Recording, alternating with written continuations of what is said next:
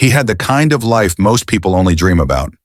At just 18 years old, Adrian Cole was the son of one of the wealthiest men in the country, a millionaire tech investor whose name commanded attention in every boardroom.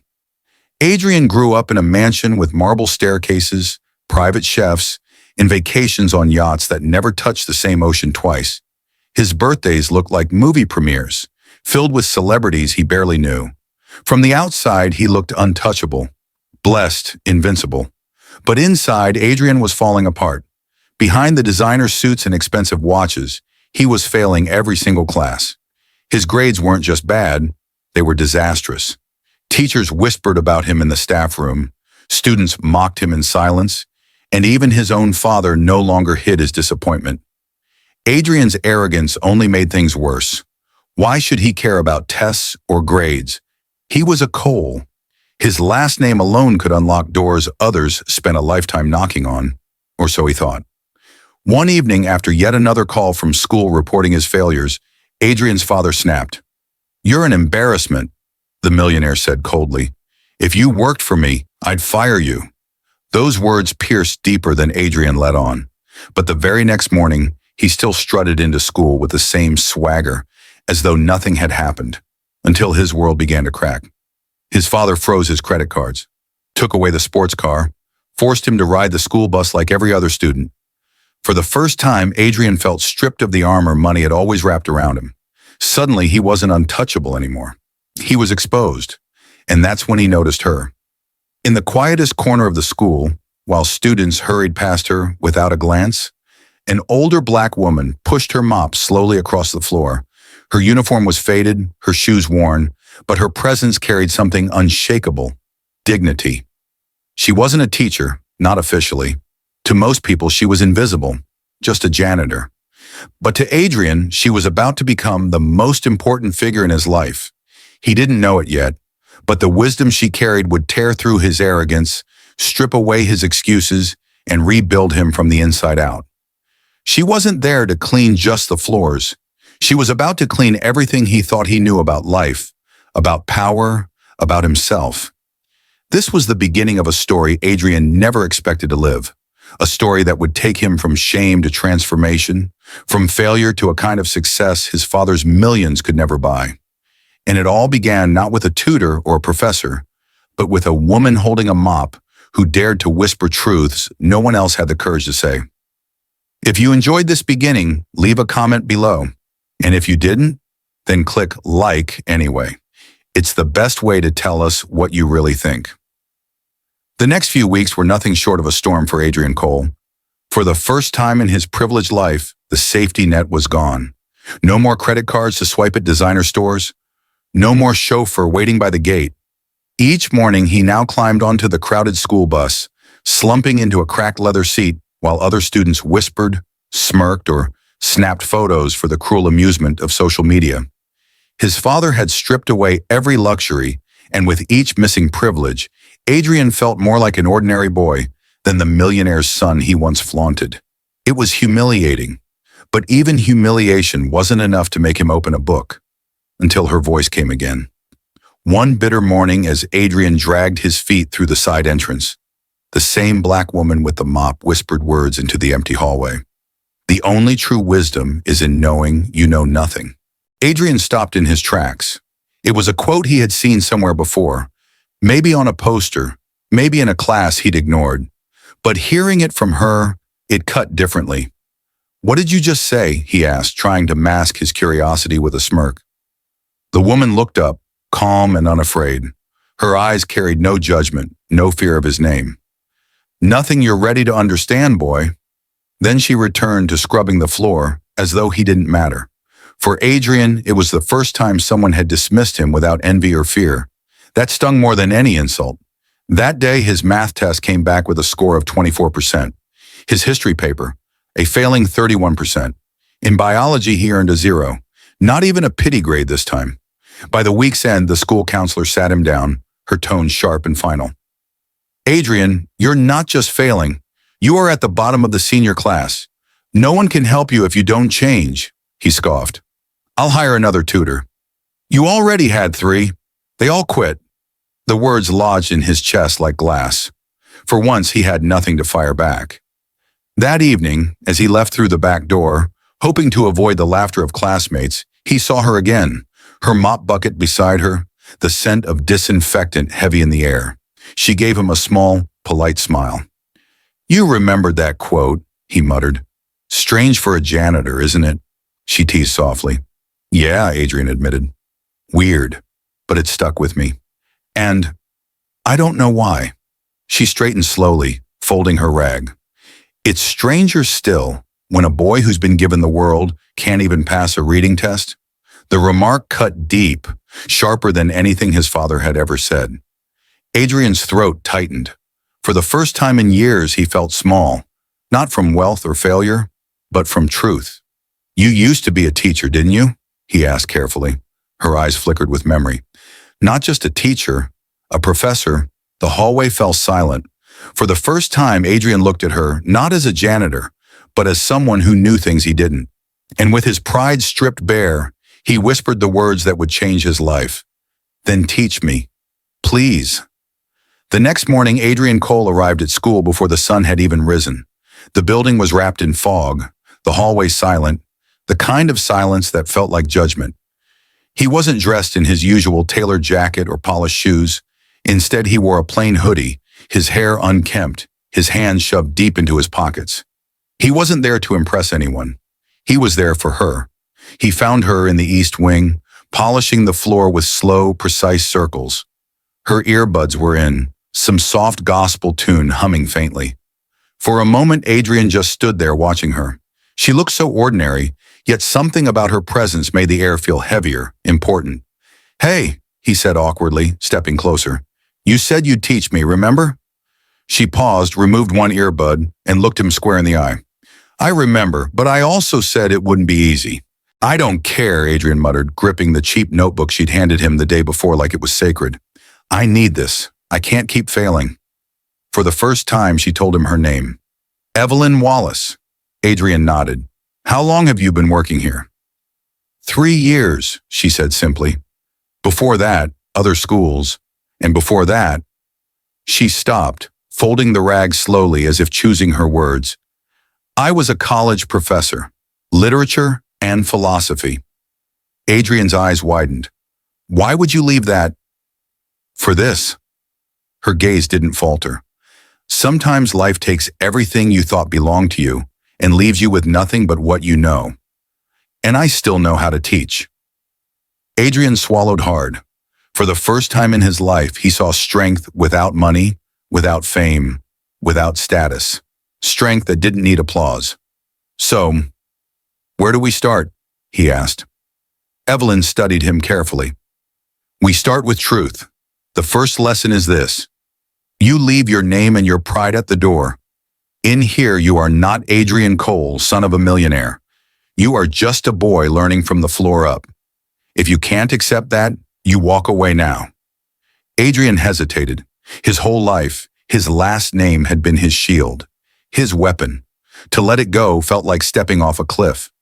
But deep inside, he knew he had no choice. "Fine," he whispered. "I'll start from zero." Evelyn handed him a battered notebook filled with blank pages. "Every morning, you meet me here for 1 hour. And every evening, after I finish cleaning, you write in this notebook. Not answers, not grades, just honesty. What you read, what you felt, what you understood. No pride, no pretending." Adrian opened the notebook. The empty pages stared back at him, terrifying and liberating all at once. "And if I fail again?" he asked. Evelyn's eyes softened, but her voice was firm. "Then you're finally doing it right, because failure is the first step to learning." Adrian closed the notebook slowly. For the first time in his life, he didn't feel like the son of a millionaire. He felt like a student. And strangely, that felt more powerful than any car, any mansion, any last name. The days that followed felt strange, almost sacred. For the first time in his life, Adrian Cole woke up earlier than the sunrise, not for a flight to Paris or a skiing trip in Aspen, but to meet a janitor in the quietest wing of his school. Each morning, Evelyn Wallace was already there. Mop set aside, notebook ready, her presence calm and steady like stone. She never greeted him with flattery or pity. Instead, she began with questions that cut deeper than any test he'd ever failed. "What did the sentence make you feel?" she asked one morning, sliding a worn paperback across the table. Adrian frowned, staring at the page. "It's just words." "Then read it again," Evelyn said firmly.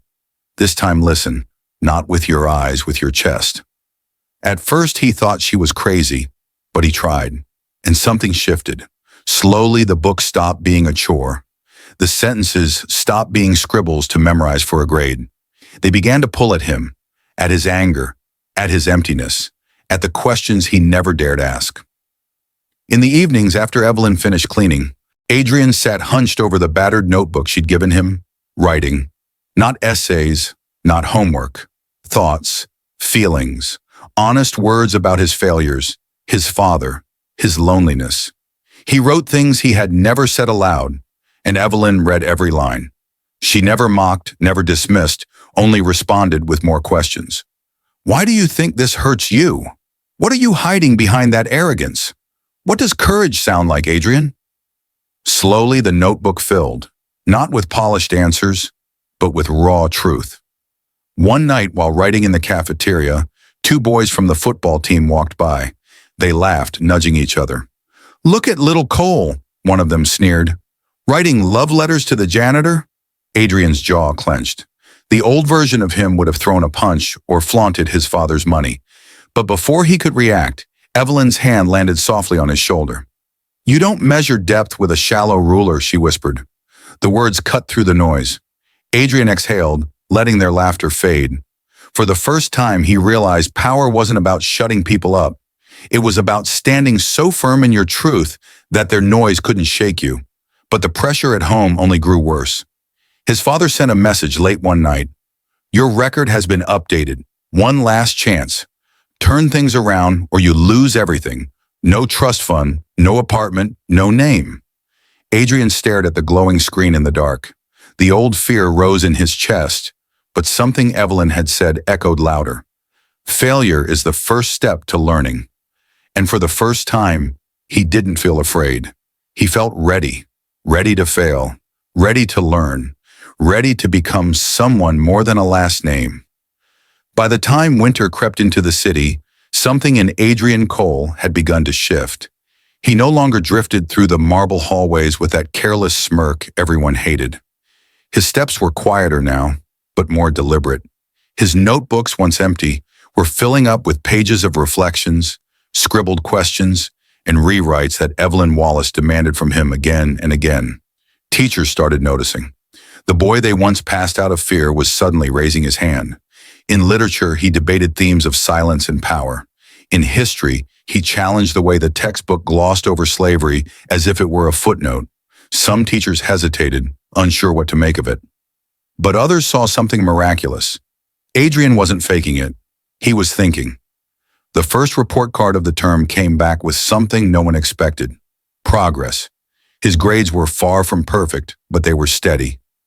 More importantly, teachers wrote remarks like, "Shows initiative, significant improvement, engaged in class discussion."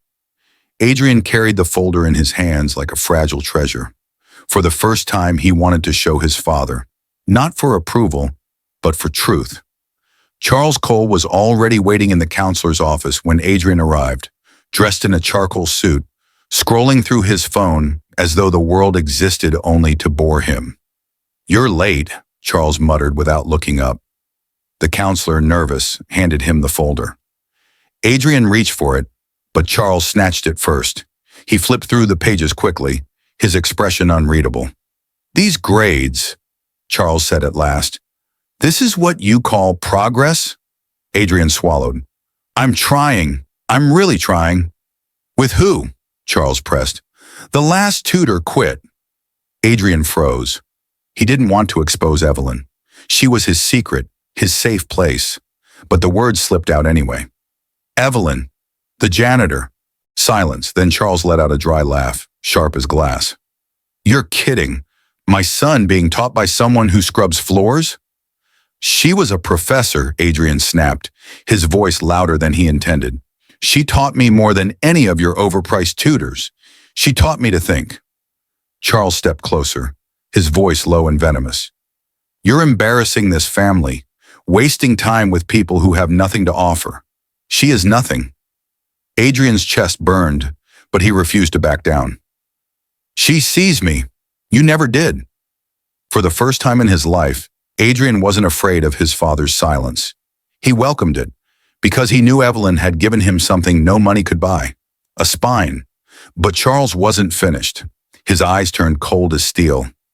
If you keep going down this road, you lose everything. No car, no money, no name. Don't test me. Adrian's hands trembled, but his voice didn't. Maybe I need to lose everything to figure out who I really am. The words hung heavy in the room. Charles stared at his son like he was a stranger. Then, without another word, he turned and walked away. The days after his confrontation with Charles felt heavier. Adrian Cole walked through the school like a storm cloud, quiet, tense, but burning with something new. Students whispered, teachers exchanged glances. Rumors spread like wildfire. The millionaire's son was studying with the janitor. Some mocked him openly. Others filmed short clips of him scribbling in his notebook after hours, captioning it with cruel jokes. But Adrian didn't flinch. He had Evelyn, and that was enough, at least until the system struck back. One rainy afternoon, Evelyn was summoned to the principal's office. Adrian found out the next morning when he arrived early, only to find her mop and bucket abandoned in the hallway. The silence of the East Wing was unbearable. By lunchtime, the whispers had reached him. The janitor's gone, fired. He cornered a teacher he trusted. Why? Why would they fire her? The teacher lowered her voice. They said budget cuts. But everyone knows the truth. Too many parents complained about their kids spending time with her after school. It wasn't appropriate. Adrian's chest tightened. Appropriate? She had saved him. She had saved more than him. Quietly, other students had begun joining their late-night sessions in the abandoned library. Evelyn had been teaching circles of 5, 6, sometimes 10, kids who had been invisible until she made them feel seen, and now they had taken her away. That evening, Adrian walked through the halls like a ghost. He found the old library door closed, the lights off, the room empty. On one of the tables lay a single sheet of paper, a page from his own notebook. Scrawled in red ink was Evelyn's handwriting, "Don't quit. They can silence me, but they can't silence truth. Keep learning." His hands shook as he held it. For the first time in months, he felt the old emptiness clawing back at him. The next day, his grades slipped, not because he didn't know the answers, but because the fire inside him had dimmed. Without Evelyn, the hallways felt colder, the lessons emptier. Then came the final blow. A bulletin board announcement, bold letters across the top senior speech contest. Topic: what it means to win in life. The entire school buzzed with excitement. For most, it was just another academic hoop to jump through. Scholarships, university recommendations, applause. But for Adrian, the words on that paper cut like destiny. That night, he sat at his desk in silence, Evelyn's page beside him. He opened a new notebook and wrote the first line of his speech. They say I had everything, but I didn't have the one thing that mattered, someone who believed in me until she showed up. Tears blurred his vision, but his pen didn't stop. He didn't write for grades. He didn't write for applause. He wrote for her, for the woman who had seen through his arrogance, torn down his pride, and shown him what it meant to learn. When he finished, he whispered into the empty room, "This one's for you, Evelyn." It wasn't just a speech anymore. It was a war cry. The night of the speech contest arrived like a storm everyone had been waiting for. The auditorium buzzed with polished shoes, pressed uniforms, and the low hum of wealthy parents adjusting their diamond watches. Teachers lined the walls, counselors whispered about scholarships, and college scouts filled the back rows with clipboards in hand. Behind the curtain, Adrian Cole stood alone. No designer suit this time, no expensive tie to hide behind, just a plain navy shirt and dark jeans. His palms were sweating as he gripped the notebook he had poured himself into, page after page, word after word. He wasn't carrying an essay, he was carrying a confession. When his name was called, the room fell silent. The son of millionaire Charles Cole was stepping onto the stage. Everyone expected arrogance, maybe a joke, maybe a disaster. No one expected the truth. Adrian looked across the sea of faces. For a moment, his voice caught in his throat. Then he breathed, and the words came. "My name is Adrian Cole," he began, steady but raw.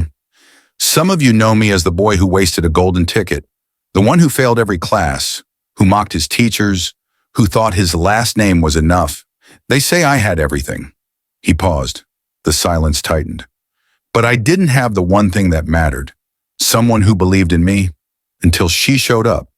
The audience shifted. Whispers stirred. Adrian lifted his notebook high. She wasn't a teacher, not officially. She had no office, no title, just a mop and a heart big enough to see through my arrogance. She taught me how to read between the lines in books and in life. She taught me how to write, how to think, how to listen. She didn't just clean the floors of this school, she cleared the fog in my head. A teacher covered her mouth. Parents frowned. Students leaned forward. "But she's not here tonight," Adrian continued, his voice breaking, "because she was fired, silenced. That's what systems do. They don't attack what's broken, they attack what works. And she worked." His eyes swept across the crowd. For the first time, he didn't see judgment. He saw attention. "So what does it mean to win in life?" His voice grew stronger. "It's not about cars or grades or last names. Real winning is about transformation. It's about becoming someone worth remembering. And she, Evelyn Wallace, made me believe I could be that someone." The final words landed like thunder. Adrian closed the notebook, his hands trembling. For a moment, silence. Then one clap. Then another. And suddenly the entire room erupted. Applause crashing like a wave. Students on their feet, teachers wiping tears, even parents rising against their will. A standing ovation.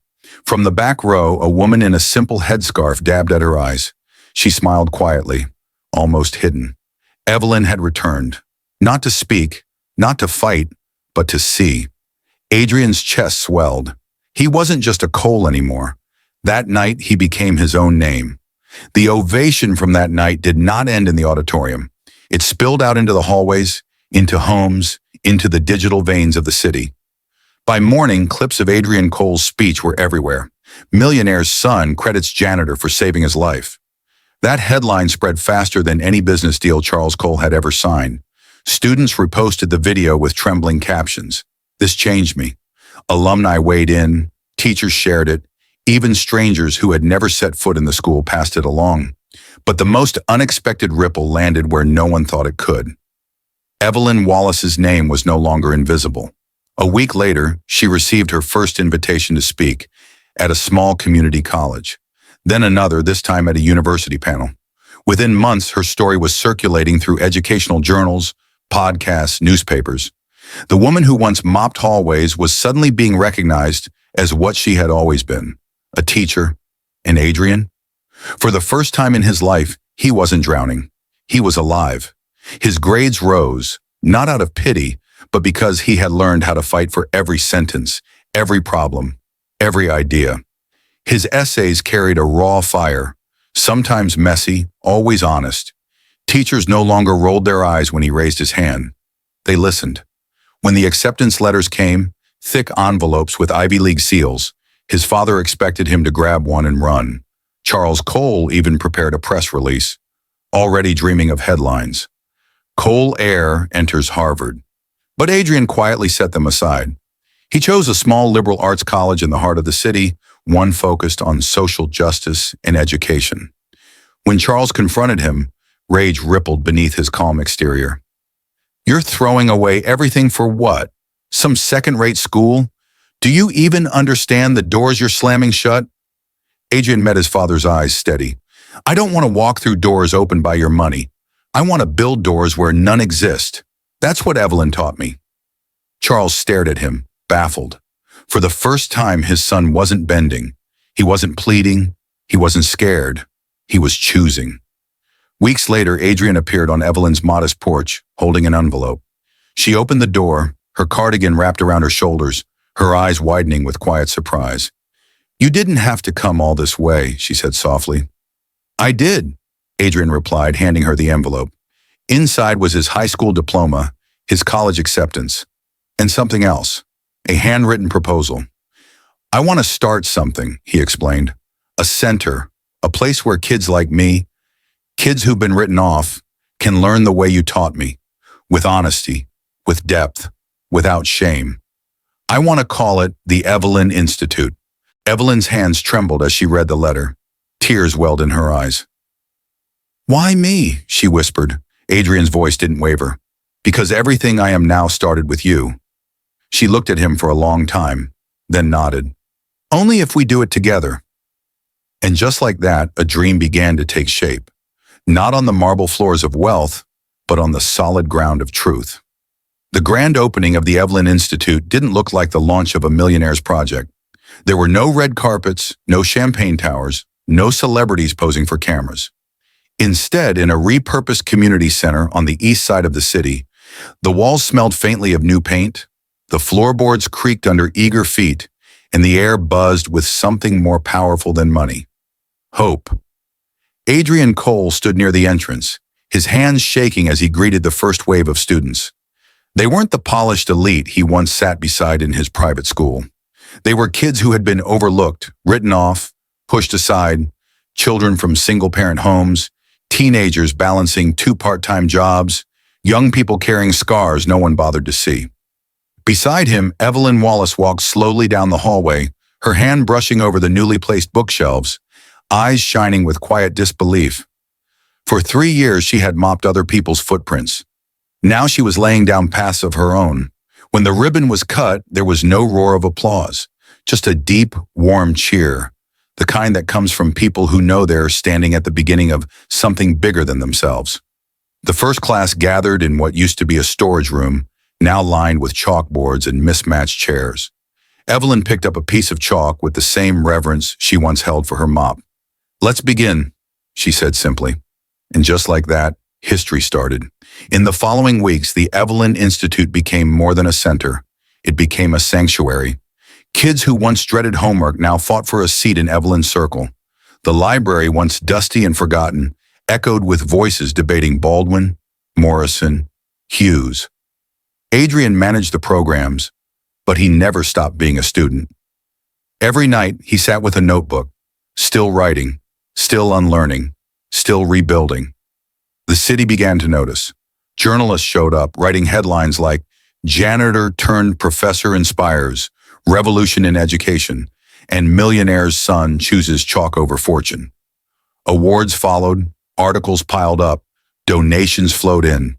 But the real reward came in smaller moments.